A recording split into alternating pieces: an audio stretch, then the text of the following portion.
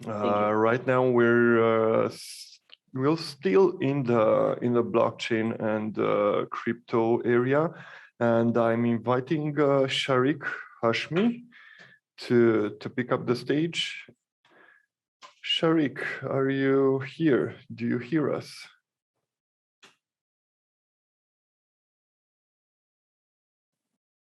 Hello. Hello. Yes, perfect. I We can hear you, but we cannot see you yet. Yeah. So hold on a second. Let me check the things over here. Oh yeah, the screen is on. Perfect. Okay, so the stage is all yours, Sharik.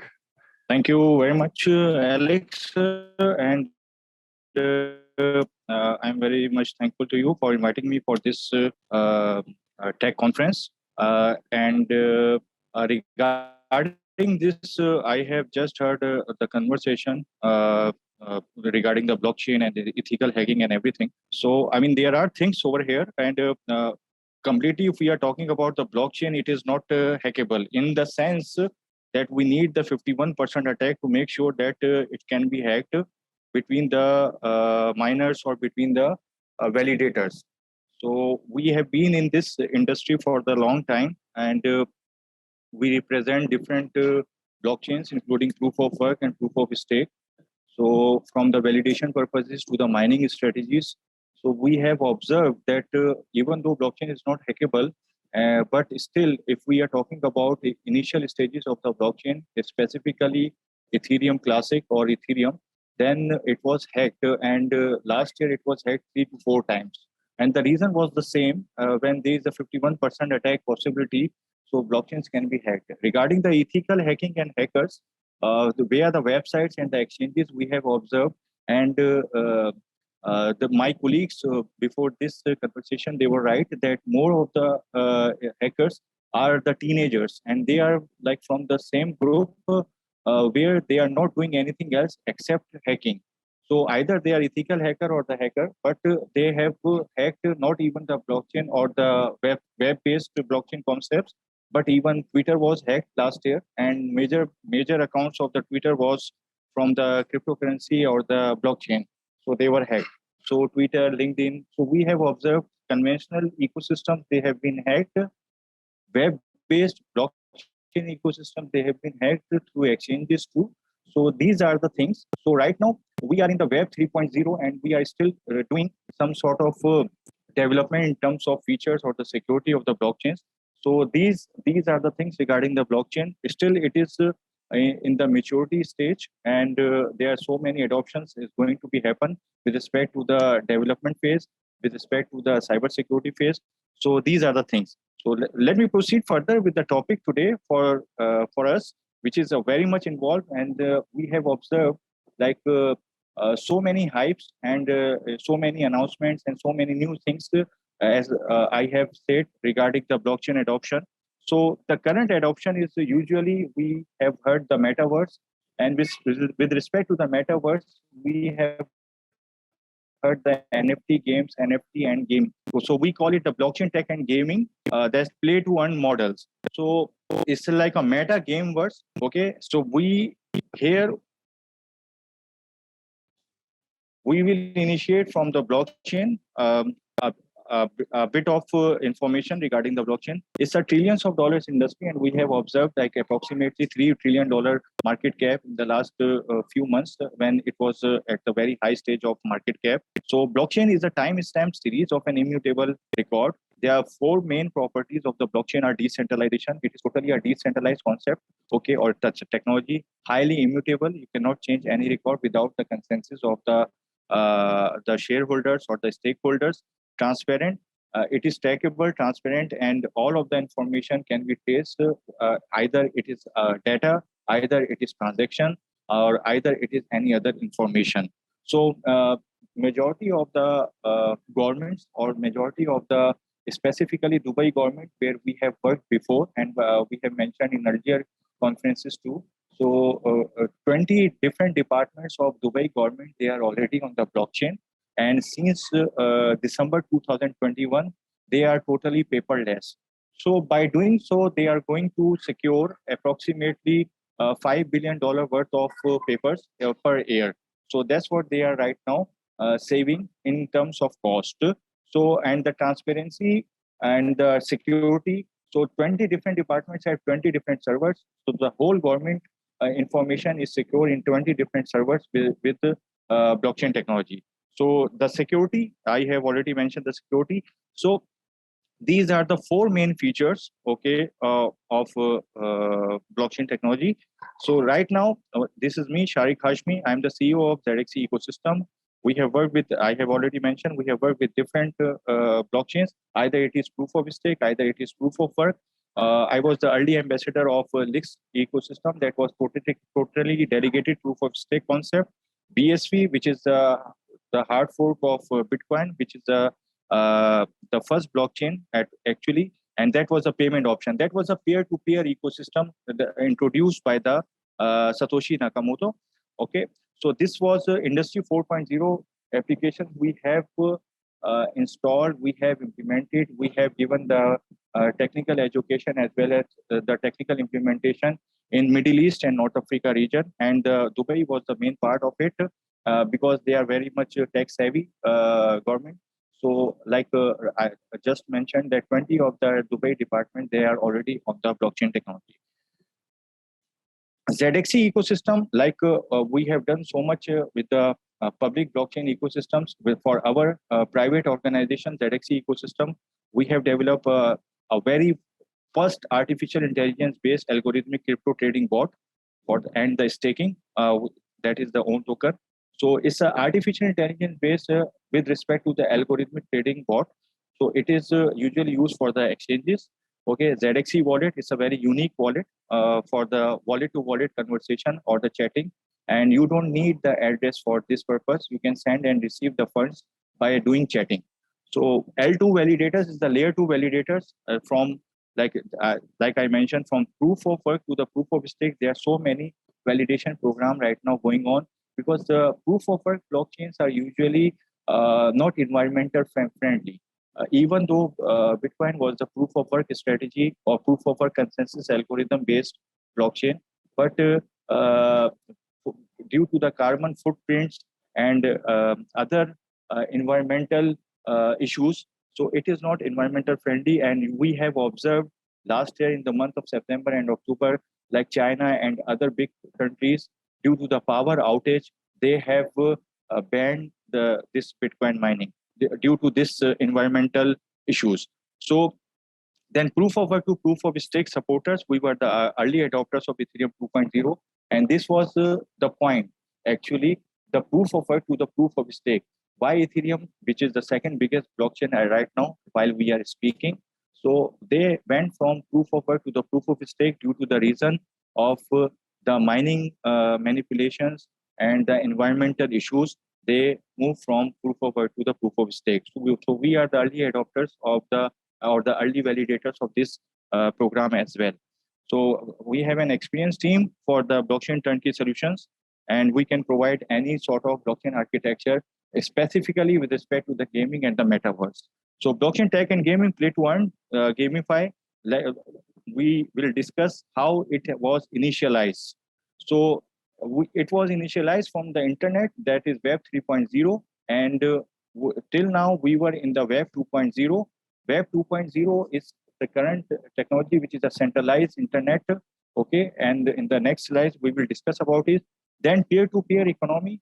The first white paper regarding the Bitcoin, when it was written, the main concept was peer-to-peer economy. In order to generate the peer-to-peer economy, there shouldn't be any centralized authority. Like supposedly right now, if there is some sort of sanctions from any worldwide authorities to any country, so that is the centralized authorities. So with banks or with other financial institutions or with any other regulatory authorities, you can ban any sort of currency or any sort of financial instrument. But with this peer-to-peer economy, it was decentralized. The concept was there shouldn't be any sort of involvement of the centralized authority, and there should be peer-to-peer payment system or peer-to-peer payment option for this world. So this was the initiation of blockchain technology because the Bitcoin is the payment option and the reverse technology of the Bitcoin was blockchain technology. Then we have seen non-fungible tokens, that was NFTs, and then NFT games followed by the NFT, okay, and then gamification. So we will discuss these points in the next slides. This is the web. So that's what I was discussing. Web 1.0, when we have seen Web 1.0, it was like initial stages with the Yahoo and the other big organization like MSN, Google. That was a read-only static. Okay, that was after the internet, Web 1.0. Then 2.0, we have seen read, write, and interactive. LinkedIn and other Twitter and these Facebook, like we have observed. And recently, the development is Web 3.0, which is read, write, trust, and verifiable. Okay, so all these privacy coins, all these privacy digital assets, blockchain technologies, and blockchain-based assets, including Bitcoin and other assets, they are the part of Web 3.0. So Web 3.0 is not totally the decentralized internet, but while we are discussing over here, Web 3.0 is majorly involved the decentralized authorities. Till now, all of the blockchain concepts are centralized. Why? Because all of the blockchain concepts, or if we are saying that we have the decentralized concept, it is totally wrong, because all of the concepts right now are on either AWS services, which is a centralized authority, either on Microsoft Azure, which is a centralized authority. Okay, so all of these concepts of the blockchain technology or the blockchain assets are totally on the web-based servers. So, and all of the web-based servers are centralized. So there is nothing decentralized at this moment, except while we are doing on the public blockchain transactions, that is only between the peers. But all of the information is via IPs, and it was actually tracked down while doing the hacking. So it was tracked down. This is the beauty of the blockchain too. There were few hacks, they were cracked or they were tracked down. And due to the utilization of traceability and trackability, the hackers were caught. So these are the few of the points. So even though it is not centralized, but it is very much secure, it is very much traceable. Then we have seen the peer-to-peer economy, like we have discussed. This is the concept of the blockchain, and it was the initiation of any blockchain concept, which was written by Satoshi Nakamoto.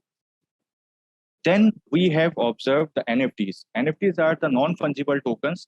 It stands for non-fungible token, but it means that it is a unique token that can't be replaced with another thing. So while doing these NFTs, non-fungible tokens, once you are going to develop this NFT, then either you are going to mint it, either you are going to mine it or stake it. So till the last point of the buyer or the trader, whatever they are going to make in terms of money or in terms of minting, the incentives, those incentives will be distributed to the maker or to the creator of that NFT too. So this is the non-fungible token feature. Okay, so after NFT, we have seen NFT games, okay, and the gaming. So 11 ways how the blockchain will disrupt the gaming, and it's already disrupted the gaming. So crypto collectibles are usually, we have observed that the collectible arts, because each and every data can be integrated, can be secured by utilizing blockchain. So for the digital art or digital collectibles, that can be secured by utilizing the NFT. So the first point was you can secure that these NFTs or these collectibles by utilizing the blockchain. But how you are going to monetize it, how you are going to incentivize it, that's where these NFT tokens or blockchain tokens came from. So crypto collectibles, this is one of the disruption that blockchain has made for the gaming, and it is very much lucrative in terms of the creators, in terms of the developers, because due to the intermediaries, when we are talking about the collectibles, they were not monetized in terms of or incentivized for the creators. But by adopting this peer-to-peer economic concept, it was monetized, and we have observed from like $100 to $69 million. That was the NFT sold maximum. The $69 million NFT was sold to. So this is how it was incentivized to the creators. Unique in-game assets. So uh, well, right now we are giving the advice as an advisor to many gaming platforms. Okay, so the main concept of this um, gaming with blockchain or gamification is monetizing or the unique in-game assets. How you are going to integrate the token or integrate the assets, different assets within the game. So till now, all of the gaming structure was monetized or incentivized from the ads. But after the blockchain technology adoption or these integration of the blockchain assets, it can be monetized right away. It can be incentivized right away for each and every single in-game assets. These creators or the developers, they are making money. Okay, then transparent development updates or whatever the development updates are by utilizing different development platforms, either GitHub or any other platform. Uh, all of the developments are performed with from the initial stages to the development, and after that, whatever the features is going to be added, that is totally transparent by the normal users or by the users of the game. Incentivizing and rewarding gameplay.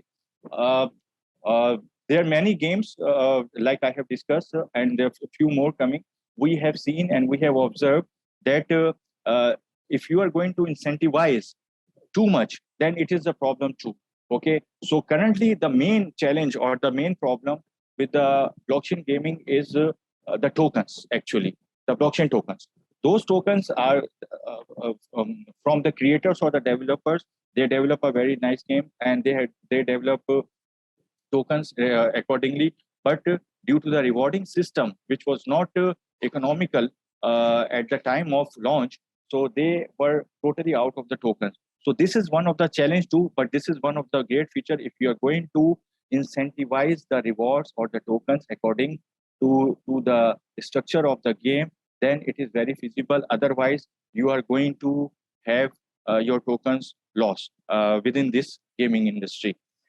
Paying gamers and co-developers for content creation. Content creation is the other topic, but whatever within the game content creation is going on, it is incentivized as well. So this is one of the industry too, which is going to be disrupted by this blockchain gaming industry or the blockchain gaming technology. P2P gaming transactions, like I have already mentioned, peer-to-peer gaming transactions. So if I am going to develop some sort of game and I'm going to put it on some sort of game server like blockchain based, it is going to be incentivized by the players. So it's peer-to-peer economical or peer is called socio-economics, the gaming socio-economics. Gaming marketplaces, there are different marketplaces within the games. So you can develop over there different games or different features of the game even or different products of the game. So that is going to be monetized or incentivized by utilizing blockchain or blockchain assets too. Parallel gaming universes like metaverse, we have already observed Facebook has turned into meta too. So metaverse is the next stage, and NFTs and NFT games is the fuel to the ecosystem of the metaverse. Wherever the metaverse will be, or the gameverse we can call it. So different games, then NFTs and these NFT tokens, they are going to be the fuel of that gaming universe.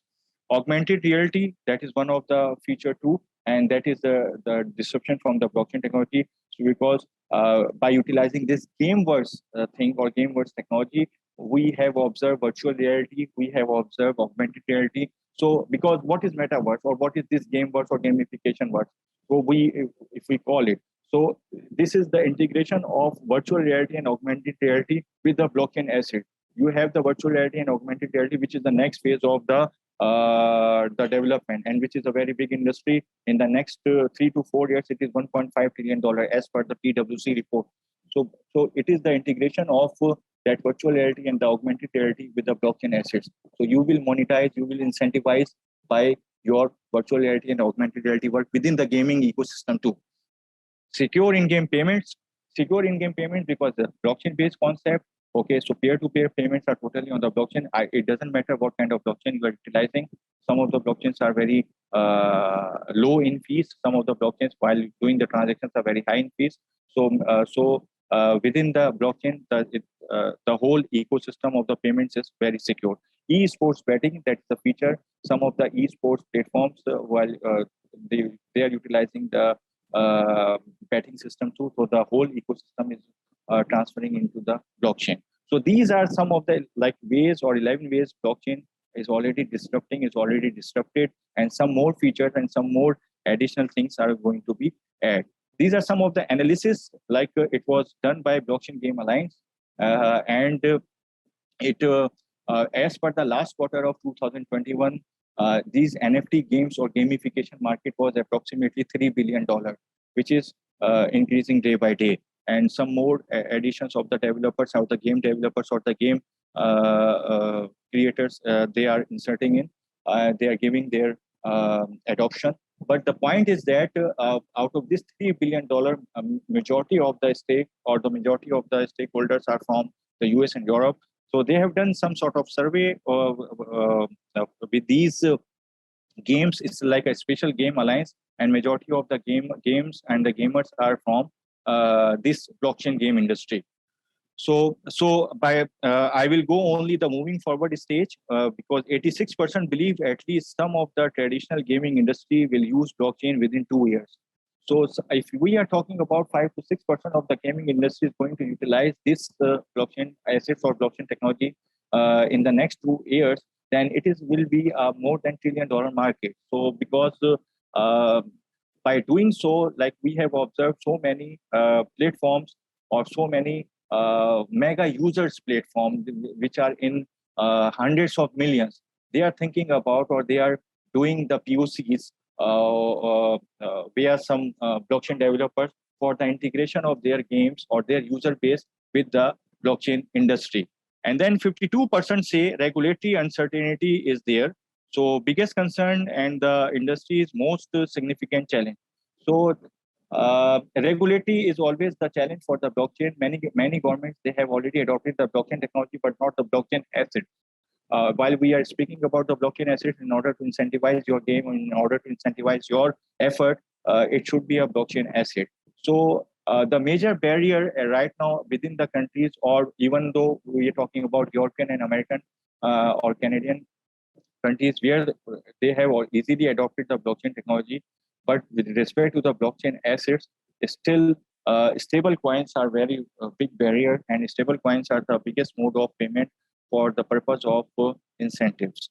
43% say education about the core concepts underpinning blockchain gaming is the next biggest pain point. Education is the key, guys. Over here, like we have started this education in 2015, 2016 in Middle East, and gradually it was adopted.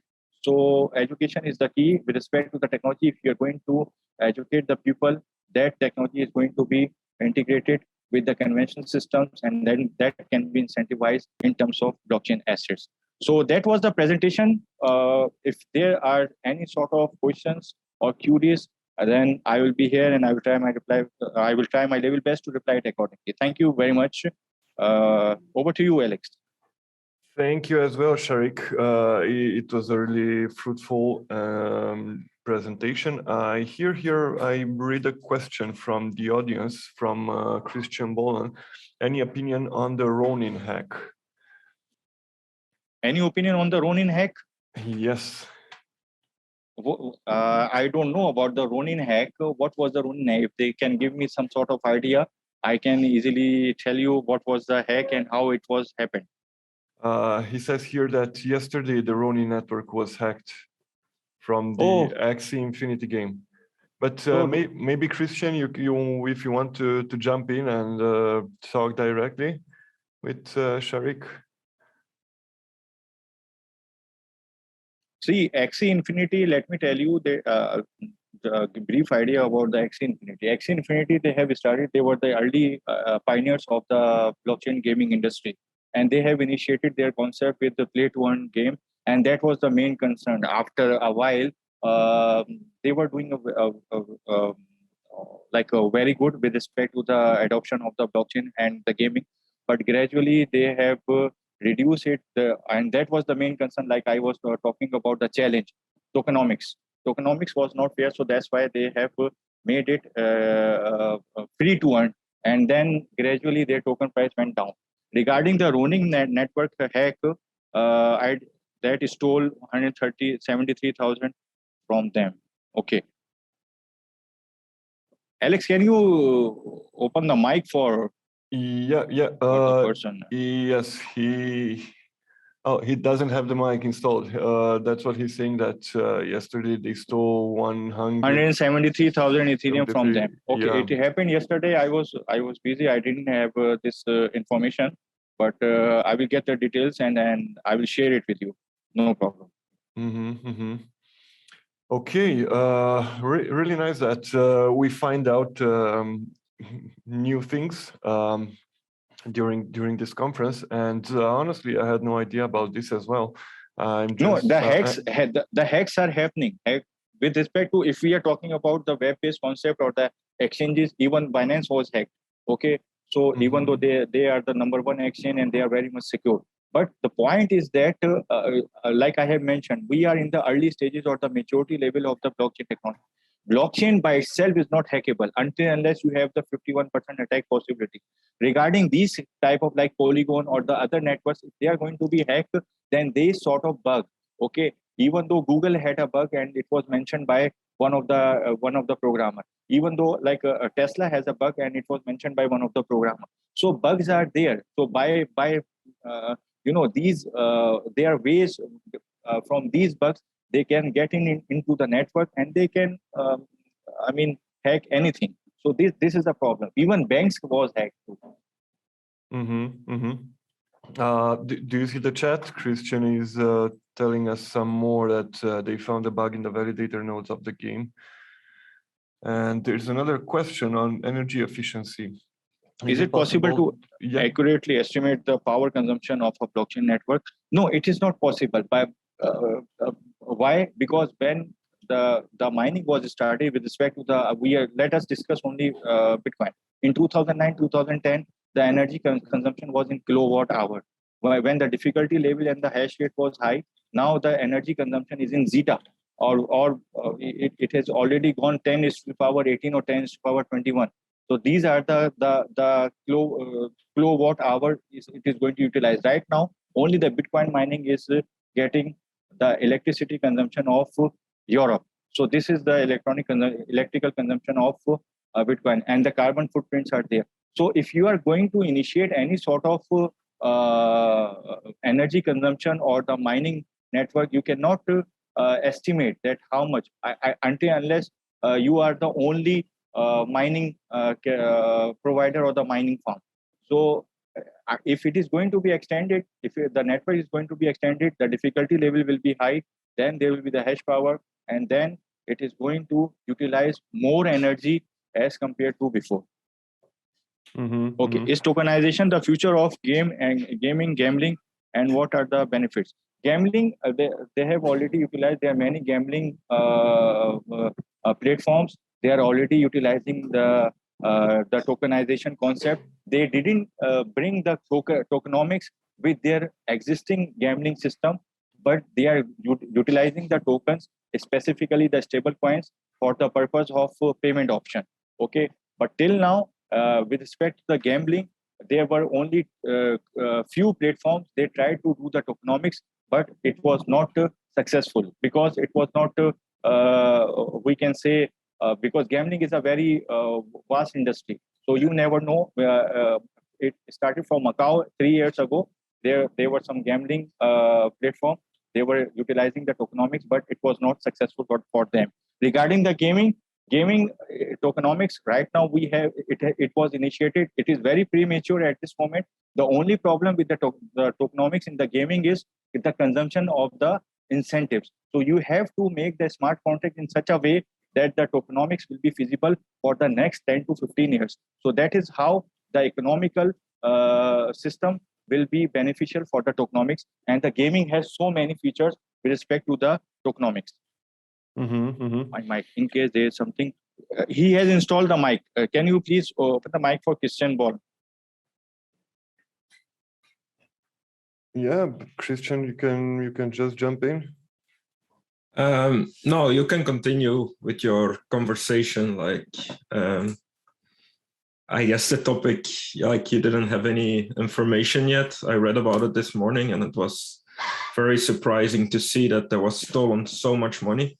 Like, it's more than $600 million that they stole. So very scary. Yeah, that's something. Okay, so if that was a normal hack, Christian. You know, when the Polygon hack was happened, it was $620 million at that moment, which is now more than $1 billion. Yeah, it's really crazy to hear the words like it was a normal hack. It's really unsettling. Yeah, but see, this 600 million hack was traceable and trackable, and that it was a white collar hacker, and they have returned the whole money. And Polygon network, they have hired him as a ethical hacker for their ecosystem. So blockchain hacking happened, but the funds, when you are going to park your funds, you cannot cash them in due to the traceability. By doing the traceability, there are many hacks. They were traceable, and the hackers were caught. Even the scammers, there were many scamming schemes. Okay, the scammers were caught. Recently, we have heard, like, you know, one of the pop stars or family, they were caught for this $4 billion scam or something like that. So that was the news. But how they were caught? Because they were trying to incentivize their assets, and how which each and every trace of the transaction, they were caught. Okay, thank you very much, Sharik. Thank you everyone for keeping this discussion lit.